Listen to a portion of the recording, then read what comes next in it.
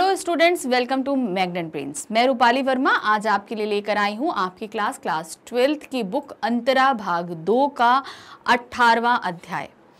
इस 18वें अध्याय में हम क्या देखेंगे? हमारे पास जो 18वां अध्याय है, जहाँ कोई वापसी नहीं, इस पाठ को हम समझेंगे। ये लिखित है निर्मल वर्मा जी द्वारा। ये एक यात्रा वृत्तांत है, यानी यात्रा के बारे में विवरण दिया हुआ है। ये एक संग्रह है उनका, धुंध से धुआं।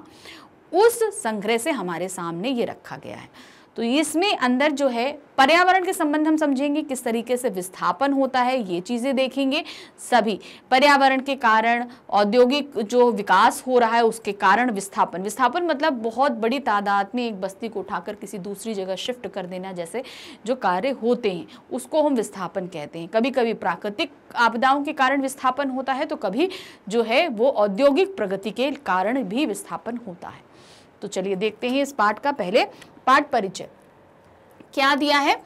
जहां कोई वापसी नहीं, यात्रा वृत्तांत निर्मल वर्मा द्वारा रचित धुंध से उठती धुन है। यानी कि धुंध है और उसमें से एक धुन उठ रही है कि हमको जो है प्रगति करनी है, और इस प्रगति में जब हम चले जाते हैं तो वहां से हमारी कोई वापसी नहीं होती। तो ये बहुत ही जो संबंधित एक संग्रह के अंदर हमारे सामने एक यात्रा वृत्तांत रखा गया है निर्मल वर्मा जी द्वारा। लेखक का मत है कि अंधाधुंध विकास और पर्यावरण संबंधी सुरक्षा के बीच संतुलन होना चाहिए, अन्यथा विकास हमेशा विस्थापन या पर्यावरण संबंधी समस्याओं को जन्म देता है। यानी विकास के द्वारा क्या होगा? या तो विस्थापन होगा बहुत बार बड़ी तादाद में, या पर्यावरण असंतुलन हो जाएगा। और जब पर्यावरण असंतुलन होता है तो प्राकृतिक आपदाएं बहुत बड़ी तादाद में आती हैं।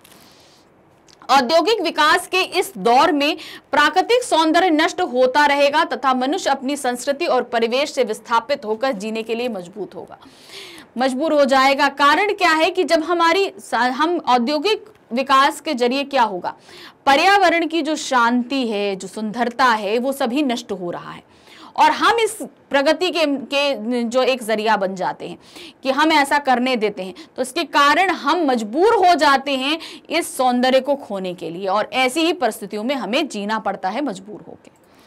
तो अब इस पाठ को हम शुरू करते हैं। क्या है? लेखक 1983 में दिल्ली के लोकायन संस्था की ओर से सिंगरौली के नवागांव गए थे, जहां लगभग 18 छोटे छोटे गांव थे। अब ध्यान समझिएगा क्या है। 1938 में दिल्ली के लोकायन संस्था की ओर से, दिल्ली की एक संस्था है लोकायन, उसकी ओर से सिंगरौली गए थे। सिंगरौली के नवागांव गए थे। अब सिंगरौली एक जिला है, वहां के नवागांव गए थे, जिसके अंतर्गत करीबन 18 छोटे छोटे गांव आते हैं। यही एक गांव है अमझर। एक गांव क्या था? उसका नाम था अमझर। यहां आम झरते थे, अत्यधिक पैदावार, मतलब यहां पर आम की अत्यधिक पैदावार होती थी। पर जब से अमरौली प्रोजेक्ट के अंतर्गत यह घोषणा हुई कि कई गांव उजाड़ दिए जाएंगे, तब से ना जाने क्यों आम के पेड़ सूखने लगे। मतलब वहां ये घोषणा कर दी गई कि अमरौली एक प्रोजेक्ट लाया जा रहा है जिसके अंतर्गत कई गांव जो है यहां से हटा दिए जाएंगे। तो वहां के जो आम के पेड़ थे वो अपने आप ही सूखने लगे। लेखक को लगा कि उसे आज विस्थापन के विरोध में प्रकृति का, यानी पेड़ों का सामूहिक सत्याग्रह देखने का अनुभव मिला। मतलब कि विस्थापन मनुष्यों को हो रहा था, मगर यहाँ सत्याग्रह कौन कर रहा था? इस जो नीति लाई गई थी इसका विरोध कौन कर रहा था? पेड़। इसीलिए वो अपने आप सूखने लगे थे। पहली बार प्रकृति का जो है वो सत्याग्रह लेखक ने देखा था।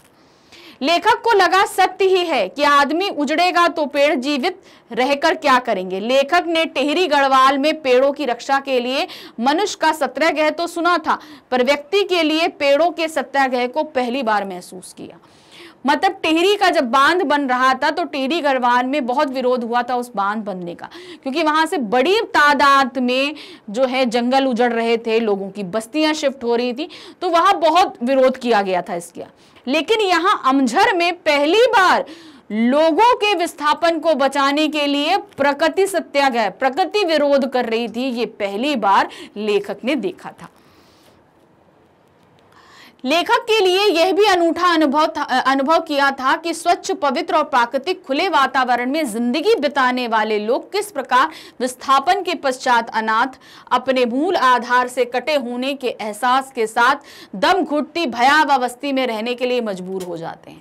तो क्या होता है, प्रगति के नाम से जो है गांव के खुले शुद्ध वातावरण में रहने वाले लोग विस्थापन के जो एक जहर होता है, विस्थापन का मतलब आप समझ लीजिए कि बहुत बड़ी तादाद में बस्ती, कहीं पे कुछ हो रहा है, प्रोजेक्ट लग रहा है, कुछ हो रहा है, तो पूरे गांव या बस्ती को उठाकर कहीं दूसरी जगह शिफ्ट कर देना, तो वो कहलाता है विस्थापन। ये सामूहिक लोगों का पलायन होता है। तो यहाँ पर क्या होता है, जब इतनी बड़ी तादाद में लोग एक जगह से उठ के दूसरी जगह जाते हैं, तो वहां पर जो है ना कि अब वो अपने प्राकृतिक परिवेश से हट चुके हैं, उनकी अपनी जगह थी, अपना एक सौंदर्य था, गांव का सब कुछ था। अब वो एक ऐसी बस्ती यानी कि शहर होगा या कंजेस्टेड एरिया होगा, ऐसी जगह आके बस जाते हैं और उस धमघोटू संस्कृति में वो जीने के लिए मजबूर है। तो अब आप देखिए यहाँ पे औद्योगिक विकास के लिए आपने क्या किया, एक पूरी बस्ती उछाट के उनको एक धमघोटू जिंदगी जीने के लिए मजबूर कर दिया। लेखक ने उन्हें आधुनिक भारत का नया शरणार्थी मारा, मतलब ये अपनी जगह से उखाड़ के दूसरी जगह लाए गए हैं, तो लेखक ने इनको क्या नाम दिया, आधुनिक भारत का शरणार्थी, नया शरणार्थी। शरणार्थी मतलब जो एक जगह से, जैसे एक देश से दूसरी देश में जाए तो हम वहां पे शरण लेते हैं, जाएंगे तो हम शरणार्थी हो जाएंगे, तो वो चीजें रहती हैं जिन्हें औद्योगिक विकास के नाम पर हमेशा के लिए उनके मूल स्थान से हटा दिया जाता है। मतलब औद्योगिक विकास, उनको अपना जो उनकी जगह थी वहां से हटा दिया गया। प्राकृतिक आपदा के कारण जिन लोगों को अपना घर छोड़ना पड़ता है, वे कुछ अरसे बाद आफत टलते ही दोबारा अपने जाने पहचाने परिवेश में लौट आते हैं। तो जब कोई प्राकृतिक आपदा घटती है, यहाँ तो औद्योगिक विकास के नाम से हुआ, लेकिन जब कहीं कोई प्राकृतिक आपदा घटती है, जैसे सूरत में हमने देखा था भूकंप आया था, बहुत बुरी तबाही हुई थी, तो कुछ समय के लिए लोग वहां से हट के चले गए थे, ठीक है। लेकिन जब सब कुछ नॉर्मल हुआ, चीजें सी हुई, फिर से लोग आए, अपनी फिर से बस्तियां बसा ली। तो जो प्राकृतिक आपदाओं के कारण विस्थापन होता है, वो कुछ समय के बाद वो लोग फिर अपनी जगह पे आ जाते हैं। लेकिन औद्योगिक विकास के नाम पे जो विस्थापन होता है वो हमेशा के लिए होता है, वहां पर लोग वापस नहीं आ पाते हैं। किंतु इतिहास जब विकास और प्रगति के नाम पर लोगों को विस्थापित करता है, तो वो फिर अपने घर वापस नहीं लौट पाते। मतलब प्राकृतिक आपदा के दौरान वो वापस आ सकते हैं, लेकिन प्रगति के नाम पे जब होता है तो वो वापस नहीं आ पाते हैं। औद्योगिकरण की आंधी में सिर्फ मनुष्य ही नहीं उजड़ता, बल्कि उसका परिवेश और आवास स्थल हमेशा के लिए समाप्त हो जाते हैं। सिंगरौली की उर्वरा भूमि और समृद्ध जंगलों को देखकर लेखक को एहसास होता है कि विकास के नाम पर किस प्रकार एक भरे पूरे ग्रामीण अंचल को कितनी नासमझी और निर्दयता से उजाड़ा जा सकता है। तो जब ये सिंगरौली गए थे और उन्हें पता चला कि इस तरीके से कुछ गांवों को यहाँ से हटाया जा रहा है प्रगति के नाम से, तो उन्होंने देखा इतनी उर्वरक जमीन है, इतने अच्छे आम होते हैं, अगर इनको यहाँ से हटा दिया जाएगा तो यहाँ की उर्वरता खराब हो जाएगी। भाई लोग हटे, वो तो अपने मूल परिवेश से गए, लेकिन जो जमीन थी, जो उर्वर थी, जो इतनी सब चीजें देती थी, वो भी अपना अस्तित्व खो रही है। तो वो अच्छी चीजें हमें अब नहीं मिल पा रही, सिर्फ किस लिए, क्योंकि हमें अंधाधुन औद्योगिक प्रगति चाहिए। इसलिए कभी कभी इलाके की संपदा भी इसका अभिशाप बन जाती है। अब संपदा क्या मतलब, उस इलाके का जो खजाना, अब जैसे सिंगरौली की उर्वरकता उस जगह का खजाना है। अपनी अपार खनिज संपदा के अभ्यास के कारण बैकुंठ और काला पानी के नाम से सुशोभित सिंगरौली गांव औद्योगिकरण की भेंट चढ़ गया। मतलब बैकुंठ और काला पानी के नाम से जाने जाने वाला ये गांव अपनी उर्वरक क्षमता के कारण, आज प्रगति के कारण वहां उसकी उर्वरक क्षमता समाप्त हो जाएगी, उसको उजाड़ दिया जाएगा। लेखक को लगता था कि औद्योगिकरण का चक्का जो स्वतंत्रता के बाद चलाया गया, उसे रोका जा सकता था, उसके विकल्प तलाशे जा सकते थे। पश्चिम जिस विकल्प को खो चुका था, भारत में उसकी संभावनाएं खुली थी, पर पश्चिमी देशों का अंध अनुकरण करने के कारण सारी संभावनाएं हाथ से निकल गई थी।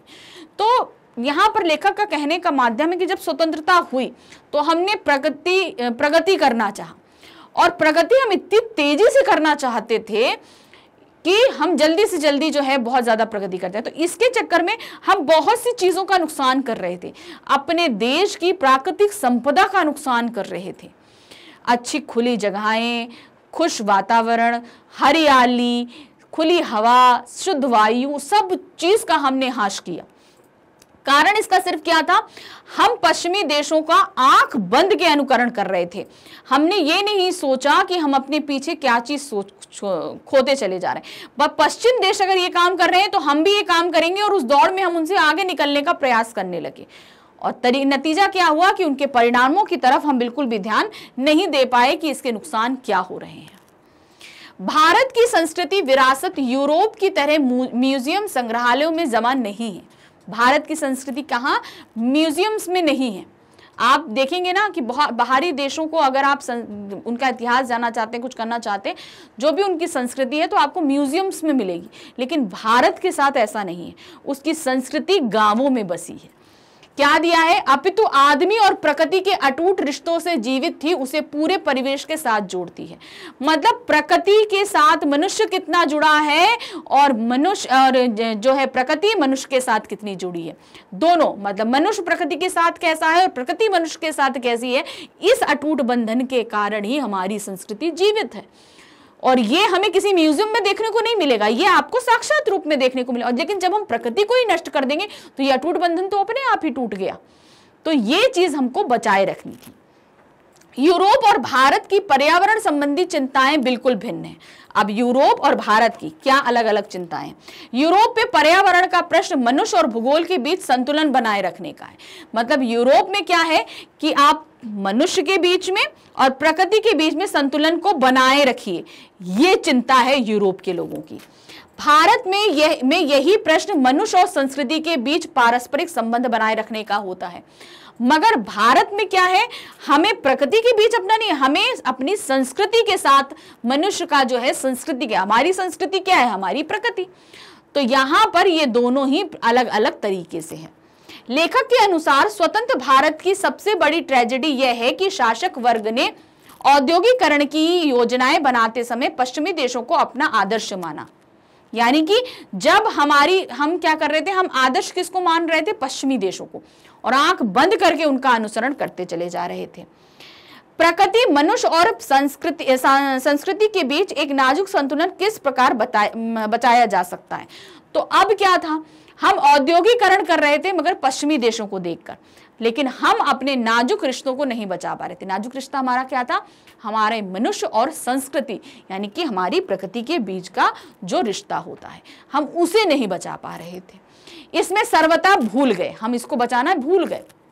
हम भारतीय मर्यादाओं को आधार बनाकर भी भारतीय औद्योगिक विकास का स्वरूप निर्धारित कर सकते थे तथा विस्थापन और पर्यावरण संबंधी समस्याओं से बच सकते थे। तो यहाँ पे उन्होंने उसका क्या तरीका बताया कि हम कैसे इन सब चीजों से बच सकते थे। हमें अपनी औद्योगिक विकास को प्रकृति के साथ मिलाकर चलना चाहिए था, प्रगति का नाश करके औद्योगिकरण नहीं करना था। मतलब हम ऐसी जगहों को चुनते जहां पर प्रकृति हंसती खेलती है, लेकिन जहां पर हम औद्योगिक फैक्ट्रीज लगाएं तो उससे पर्यावरण को नुकसान नहीं हो। हमें इन सब चीजों को ध्यान में रखते हुए अपनी प्रगति करनी चाहिए थी, तो शायद आज हम अपनी प्रगति को इतना नुकसान ना पहुंचाते। तो इस तरीके से निर्मल वर्मा जी ने इस पाठ में हमको ये चीज समझाई कि प्रगति करिए, सब कुछ जरूरी है करिए, लेकिन अपनी संस्कृति, अपनी प्रकृति, अपनी सभ्यता को बचाते हुए हमें प्रगति करनी है। आंख बंद करके नहीं करनी है कि हमारा क्या नुकसान हो रहा है, हम इस चीज पे ध्यान ही ना दे पाए। तो इस तरीके से इस पाठ को हमने यहाँ खत्म किया। इसके प्रश्न उत्तरों के लिए हम जल्दी आपके सामने फिर से आएंगे, लेकिन साथ ही ध्यान रखिए पाठों को बहुत अच्छी तरीके से पढ़िए, समझिए कि ताकि बीच में से पूछे गए कोई भी प्रश्न उत्तर आप बहुत जल्दी ही आंसर कर सकें। Thank you for watching, bye bye.